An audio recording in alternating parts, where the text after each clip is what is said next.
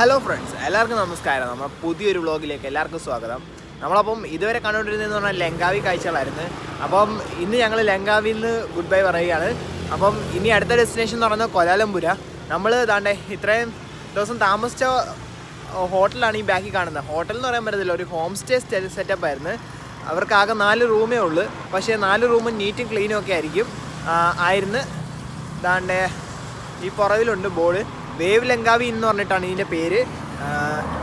ഇവരധികം റേറ്റൊന്നും ഇല്ല, per day ഒരു 80 ringgit charge ചെയ്യുന്നുള്ളൂ. പിന്നെ പ്രത്യേകിച്ച് ടാക്സ് ഒന്നും വാങ്ങിച്ചില്ല. ഇവരുടെ പോളിസിയിലൊക്കെ എഴുതിയിരുന്നുണ്ടായിരുന്നു ഒരു 10 റിംഗറ്റ് ടാക്സ് ഉണ്ടെന്ന്, പെർ ഡേ ടാക്സ് ഉണ്ടെന്ന്. പക്ഷേ അതൊന്നും വാങ്ങിച്ചിട്ടില്ലായിരുന്നു. എന്തുകൊണ്ടും ഒരു ചോയ്സ് എന്നുള്ള രീതിയിൽ നല്ലതായിരുന്നു. പിന്നെ ആകെ ഒരു ഡ്രോബാക്ക് പറയാമെന്ന് വെച്ചാൽ ഇവിടെ അടുത്ത് ഇന്ത്യൻ റെസ്റ്റോറൻ്റ് ഒന്നും കിട്ടത്തില്ല. പിന്നെ നമ്മൾ മലേഷ്യ വരുന്നതെന്ന് പറഞ്ഞാൽ ഇന്ത്യൻ ഫുഡ് കഴിക്കാനല്ലല്ലോ. അപ്പം നമുക്ക് മലേഷ്യൻ രീതിയിലുള്ള ഫുഡൊക്കെ ആണെന്നുണ്ടെങ്കിൽ ഇതാണ്ട് ഇവിടെ ബാക്കിലാണെന്നുണ്ടെങ്കിൽ ഒരു ചെറിയ റെസ്റ്റോറൻറ്റ് കാണുന്നുണ്ട്. നമ്മുടെ നാട്ടിലൊരു ചെറിയ തട്ടുകട സെറ്റപ്പൊക്കെ പോലെ, പക്ഷേ നല്ല അടിപൊളി ഫുഡായിരുന്നു. ഞങ്ങൾ 2 ദിവസം അവിടെ നിന്ന് കഴിച്ചു. പിന്നെ ദാണ്ട് ഇവിടെ ഒരു റെസ്റ്റോറൻ്റ് ഉണ്ട്.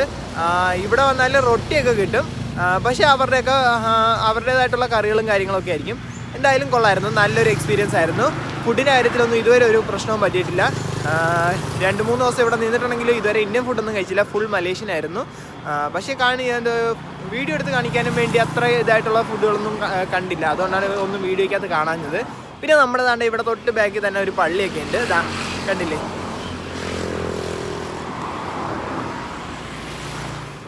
ഇത്രയൊക്കെ ആയിരുന്നു ഞങ്ങളുടെ ഹോട്ടലിന് ചുറ്റുമുള്ള കാഴ്ചകളൊക്കെ. ഇന്നപ്പോൾ ഇനി തിരിച്ച് കോലാലംപൂരിലോട്ട് പോവാം. കോലാലംപൂരിൽ ഒരു 2 ഡേയ്സ് സ്റ്റേ ഉണ്ട്. അപ്പോൾ നമുക്ക് കോലാലംപൂരിലെ കാഴ്ചകളൊക്കെ കാണാം. ഇവിടെ ഇപ്പോൾ സമയം 7:30 ആയി. ഞങ്ങളുടെ ഫ്ലൈറ്റ് എന്ന് പറയുന്നത് 9:30. ഡൊമസ്റ്റിക് ആയതുകൊണ്ട് 1 hour 1.5 hour മുമ്പ് ചെന്നാൽ മതി എന്നാണ് പറഞ്ഞത്. ഇവിടുത്തെ എയർപോർട്ട് എന്ന് പറയുന്നത് തൊട്ടടുത്താണ്, ഒരു 5 minutes 10 minutes അടുത്തേ ഉള്ളൂ ദൂരം. പക്ഷേ ഈ ടൂറിസ്റ്റ് സ്പോട്ടൊക്കെ ഇച്ചിരി ദൂരത്താണ് കേട്ടോ. അതുകൊണ്ട് ഇവിടെ വരുന്നവർക്ക് അങ്ങനെയുള്ളൊരു ബുദ്ധിമുട്ടുണ്ടാവും. എന്നാലും കുഴപ്പമില്ല. അപ്പോൾ നമുക്കിനി എയർപോർട്ടിലോട്ട് പോകാം. എന്നിട്ട് നമ്മൾ റെൻറ്റിനെടുത്ത കാറുണ്ട്, അവരെല്ലാവരും പാക്ക് ചെയ്യുകയാണ്. അപ്പം എയർപോർട്ടിൽ ചെന്നിട്ടാണ്.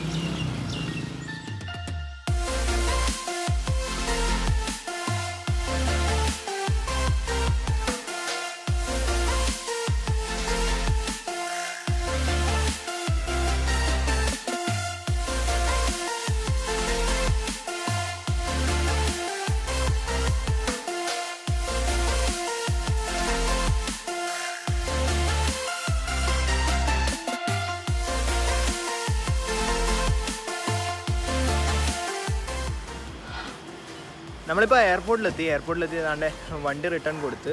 ഇതേണ്ട ഈ പുള്ളിക്കാരനായിരുന്നു നമുക്ക് വണ്ടി തന്നത്. ഇപ്പോൾ റിട്ടേൺ കൊടുത്തു.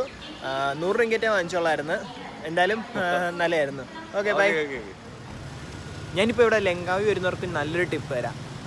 എന്താണെന്ന് വെച്ചാലേ, ഇപ്പം നിങ്ങൾ ഇവിടെ വന്നിട്ട് വണ്ടി റെൻ്റ് എടുക്കാനാണ് പ്ലാൻ എന്നുണ്ടെങ്കിൽ, ഇപ്പോൾ കാറാണെങ്കിലും ബൈക്കാണെങ്കിലും, നിങ്ങൾ ഡയറക്റ്റ് എയർപോർട്ടിൽ വന്നിറങ്ങുക.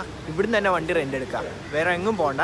വേറെ കുവയിൽ പോയാലും അല്ലെങ്കിൽ ചെനാങ് ബീച്ചിൽ പോയാലും അവിടെ എല്ലാം വണ്ടി റെൻറ്റ് കിട്ടും. പക്ഷേ എല്ലായിടത്തും എക്സ്പെൻസീവാണ്. ഇവിടെ ആയിരിക്കും ഏറ്റവും റേറ്റ് കുറഞ്ഞ് കിട്ടുന്നത്. ജസ്റ്റ് ഒരു ചെറിയ ബാർഗനിങ് കൂടെ ചെയ്ത് കഴിഞ്ഞാൽ നിങ്ങൾക്ക് നല്ല പ്രോഫിറ്റിൽ വണ്ടി കിട്ടും. ഇൻ കേസ് ഗ്രാബൊക്കെ വിളിക്കുകയാണെങ്കിൽ പോലും എന്തായാലും നഷ്ടമായിരിക്കും. അപ്പം ഇത് തന്നെയാണ് ഏറ്റവും നല്ല ഓപ്ഷൻ. എയർപോർട്ടിൽ വന്നിറങ്ങുക, ഇവിടുന്ന് വണ്ടി റെൻ്റ് എടുക്കുക, എവിടെയാണെന്ന് വെച്ചാൽ സേഫായിട്ട് പോവുക.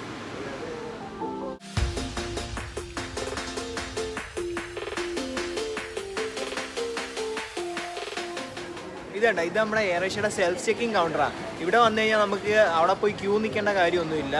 നമുക്ക് സ്വന്തമായിട്ട് തന്നെ ചെക്കിൻ ചെയ്യാം. ചെക്കിൻ ചെയ്ത് നമുക്ക് ബോർഡിംഗ് പാസ് എടുക്കാം. വളരെ ഈസിയാണ്. ഇവിടെ ജസ്റ്റ് നമ്മൾ ക്ലിക്ക് ചെയ്തിട്ട് ചെക്കിൻ കൊടുക്കുക. ചെക്കിൻ കൊടുത്തിട്ട് ബുക്കിംഗ് നമ്പർ അടിക്കുമ്പോഴത്തേക്കും നമ്മുടെ ഡീറ്റെയിൽസ് മൊത്തം അതിനകത്ത് വരും. എന്നിട്ട് ജസ്റ്റ് പ്രിൻറ്റ് കൊടുത്താൽ മാത്രം മതി, വേറെ ഒന്നും ചെയ്യേണ്ട. ഭയങ്കര ഈസിയാണ്. ചുമ്മാ ക്യൂ നിന്ന് മെനക്കെടണ്ടല്ലോ.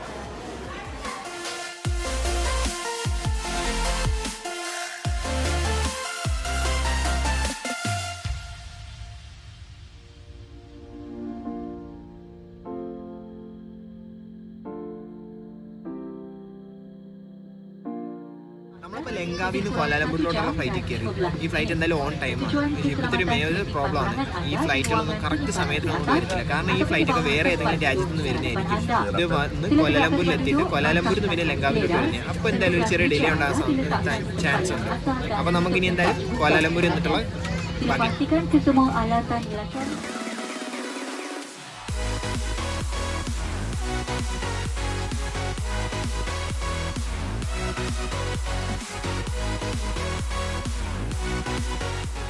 അങ്ങനെ നമ്മളിപ്പോൾ കോലാലംപൂർ എത്തിയിട്ട് ഞങ്ങൾ നേരെ വന്ന ഒരു ഹോട്ടലിൽ റൂം എടുത്ത് നേരത്തെ അഗോഡ എന്ന് പറഞ്ഞിട്ടൊരു സൈറ്റ് വഴി ബുക്ക് ചെയ്തൊരു റൂമാണ് എടുത്തത്.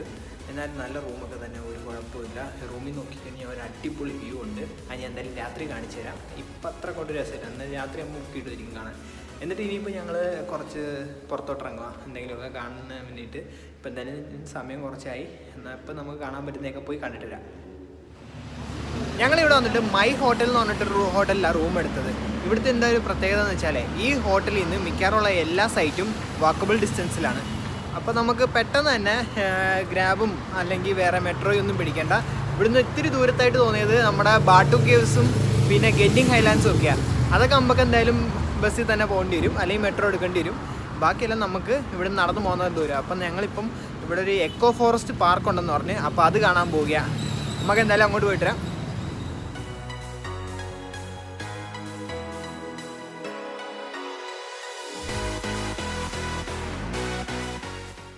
നമ്മുടെ എക്കോ ഫോറസ്റ്റ് പാർക്കിൻ്റെ എൻട്രൻസിൽ തന്നെ ഒരു കനോപ്പി വാക്കാണ് നമ്മളെ സ്വാഗതം ചെയ്യുന്നത്.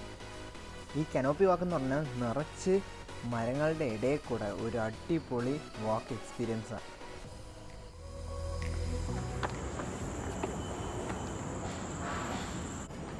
നമ്മളപ്പോൾ എക്കോ ഫോറസ്റ്റിൻ്റെ അകത്ത് കയറിയപ്പം അതുകൊണ്ട് ഇവിടെ ഇങ്ങനൊരു എൻ്റെ പുറകെ കണ്ടോ. അപ്പം നമ്മൾ ഇതിനകത്ത് നിൽക്കുക. ഇവിടെ ഇങ്ങനൊരു സ്പൈറൽ ഷേപ്പിൽ ഒരു ടവർ ഉണ്ടാക്കി വെച്ചിട്ടുണ്ട്. ഈ ടവറിൻ്റെ മേളിൽ കയറി കഴിഞ്ഞാൽ അവിടെ ഒരു ഹാങ്ങിങ് ബ്രിഡ്ജ് ഉണ്ടെന്നാണ് കേട്ടത്. നമുക്ക് എന്തായാലും അങ്ങോട്ടൊന്ന് പോയി നോക്കിയാൽ. നമ്മളങ്ങനെ അതിൻ്റെ മേളിലെത്തിയിട്ട് ഇതിൻ്റെ പേരെന്ന് പറഞ്ഞാൽ കനോപ്പി വാക്കിലുള്ള ഒരു ടവറായത്. അപ്പം ഞാൻ പോകുന്ന ഇതുണ്ടോ, ഒരു ഹാങ്ങിങ് ബ്രിഡ്ജ് അവരുണ്ടാക്കി വെച്ചേക്കുന്നത് ഇവിടെ. നമ്മളപ്പം ഹാങ്ങിങ് ബ്രിഡ്ജിൽ കൂടി ഇങ്ങനെ നടക്കുക. അതുകൊണ്ട് ഇവിടെ ഇടയ്ക്കൊക്കെ ഇങ്ങനെ ചെറുതായിട്ട് ഇളവി പോയിട്ടുണ്ട്. നടക്കുമ്പോൾ അതുകൊണ്ട് സൂക്ഷിച്ചിടക്കണം, കാലിലൊന്നും ഒന്നും പറ്റിയൊന്നും ചെയ്യരുത്.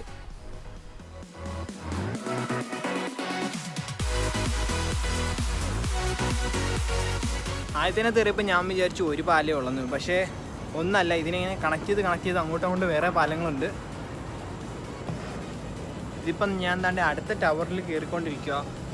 ഈ ടവറിൽ നിന്ന് അടുത്ത ടവറിലോട്ട് അടുത്ത ഹാങ്ങിങ് ബ്രിഡ്ജ് ഉണ്ട്. നമുക്കെന്തായാലും അങ്ങോട്ട് പോവാം.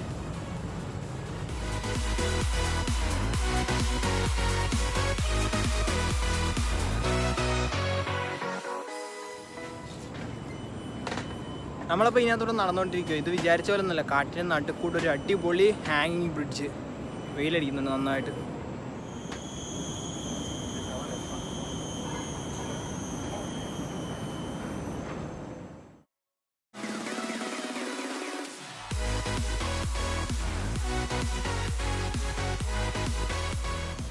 നമ്മളിവിടെ നടന്നു വന്നുകൊണ്ടിരുന്നപ്പോഴേ അതാ ബാക്കിൽ കണ്ട KL ടവർ കാണാൻ പറ്റുന്നുണ്ട്. ഇപ്പം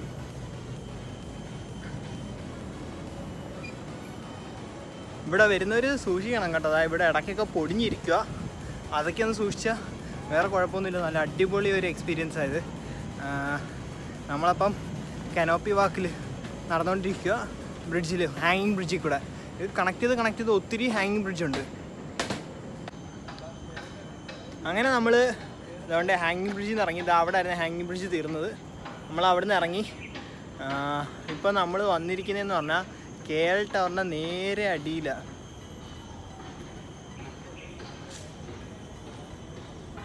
കണ്ട KL ടവർ കണ്ടോ?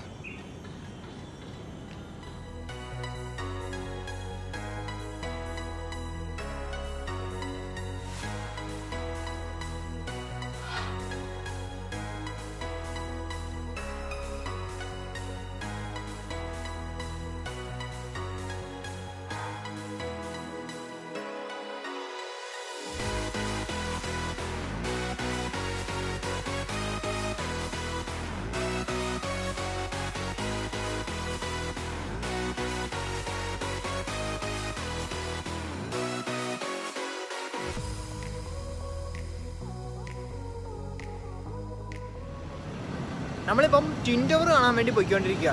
ട്വിൻ ടവർ അങ്ങ് ദൂരത്ത് നിന്നേ കാണാമെന്നായിരുന്നു. ഞാൻ ഇപ്പോൾ ഒരു വൈകിട്ട് 6 മണിയായി ഈ സമയത്ത് ഇറങ്ങിയെന്ന് പറഞ്ഞാൽ ഇതിൻ്റെ ഒരു ഡേ വ്യൂവും നൈറ്റ് വ്യൂവും കൂടെ കാണാൻ വേണ്ടിയിട്ടാണ് ഈ സമയത്ത് ഇറങ്ങിയത്. അപ്പോൾ നമുക്ക് എന്തായാലും കുറച്ച് സമയം അവിടെ സ്പെൻഡ് ചെയ്ത് ആ നൈറ്റ് ലൈറ്റൊക്കെ ഇടുമ്പോഴുള്ള ഒരു വ്യൂവും കൂടെ ഒക്കെ കാണാം. അപ്പോൾ എന്തായാലും നമ്മൾ ട്വിൻ ടവറിൻ്റെ അടുത്തോട്ട് നടക്കുക.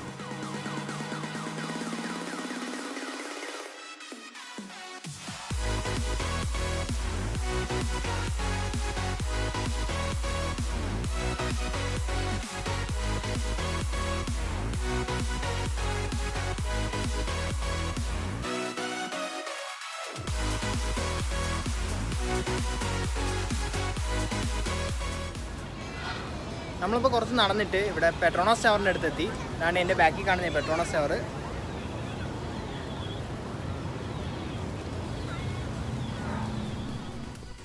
ആയിരത്തി 1998 മുതൽ 2004 വരെ ലോകത്തിലെ ഏറ്റവും ഉയരം കൂടിയ ബിൽഡിംഗ് ആയിരുന്നു ഈ പെട്രോണസ് ട്വിൻ ടവേഴ്സ് എന്ന് പറയുന്നത്. 88 നിലകളും 451.9 മീറ്റർ ഉയരവും ആണ് ഈ പെട്രോണസ് ട്വിൻ ടവറിനുള്ളത്. കോലാലംപൂരിൻ്റെ തന്നെ ഒരു ലാൻഡ് മാർക്ക് എന്ന് വേണമെങ്കിൽ പറയാം ഈ സ്കൈ സ്കേപ്പേഴ്സിനെ.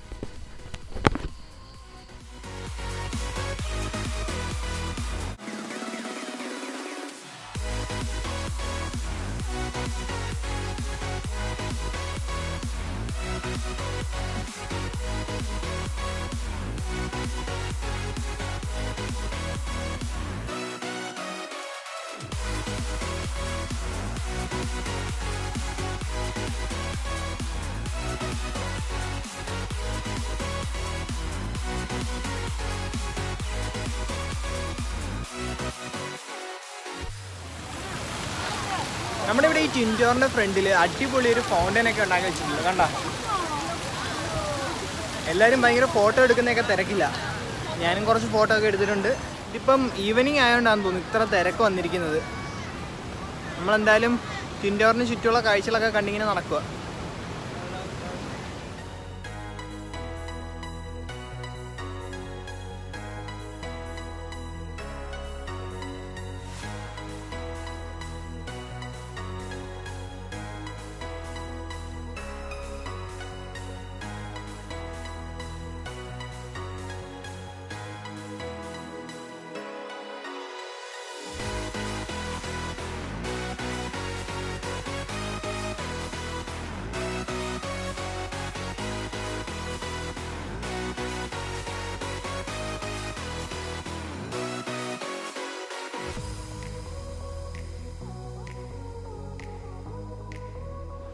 നമ്മളിപ്പോൾ പെട്രോണസ് ടവറിൻ്റെ വേറൊരു വ്യൂവിലെത്തിയിരിക്കുക. ഇവിടെ ഒരു ചെറിയ ഫൗണ്ടെയിനൊക്കെ ഉണ്ട്. ഫൗണ്ടെയിൻ ചെറുതല്ല, അത്യാവശ്യം നല്ല വലിയൊരു ഫൗണ്ടെയിനൊക്കെ ഉണ്ട്. ഇവിടെ എന്തെങ്കിലും ഷോ ഒക്കെ കാണുമെന്ന് വിചാരിക്കുന്നു. എന്നാൽ നമുക്ക് ഇവിടെ നിന്ന് വെയിറ്റ് ചെയ്ത് നോക്കാം.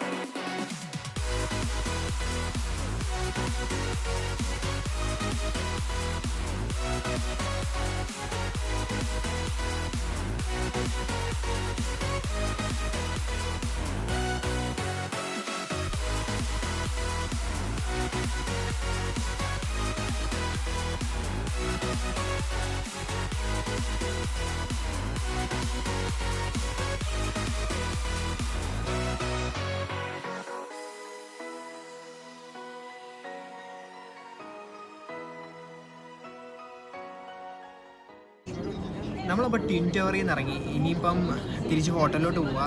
അപ്പോൾ ഇന്നത്തെ ഈ വീഡിയോ എല്ലാവർക്കും ഇഷ്ടപ്പെടുമെന്ന് വിചാരിക്കുന്നു. അപ്പോൾ അടുത്തൊരു വീഡിയോ ആയിട്ട് കാണുന്നവരെ